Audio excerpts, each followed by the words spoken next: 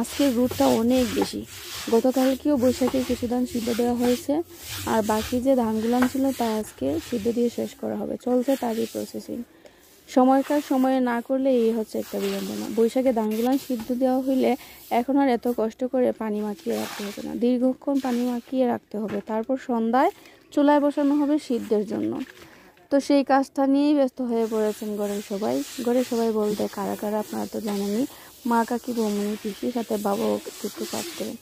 আমিও বসেছিলাম বিশেষ একটা অপেক্ষায়। আসলে আমার একটা বিশেষ জিনিস হাতে এসে পৌঁছানোর কথা ছিল, এখন পর্যন্ত না পেয়ে মেজাজটা গরম হয়ে আছে। যাই হোক, এত গরমের মধ্যে আমার মেজাজও গরম হয়ে গেল, তা নিয়ে আর ভীষণ ভালো লাগছে না, সত্যি খুব খারাপ লাগছে।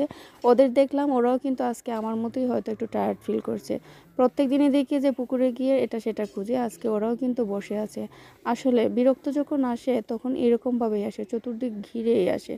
ওদেরকে দেখেন, একজনের পানি আছে আর একজনের পানি নেই। যাই হোক, কবুতরগুলোকে একটু দেখে নিব, দেখি ওরা কোন পজিশনে আছে। ওদের যে সদস্য সংখ্যা দিন দিন বেড়েই যাচ্ছে। মা, আমি তো ভাবছিলাম একজোড়া কবুতর এসে দেখবো, দেখি যে না, ওদের পরিবারের সদস্য আরও অনেক বৃদ্ধি পেয়েছে। যাই হোক, কত জোড়া কবুতর আছে তার একদিন আরেকটা ছোট্ট ভিডিওতে আপনাদের সাথে শেয়ার করে নিব। আজকে এই পর্যন্তই রাখলাম, টাটা।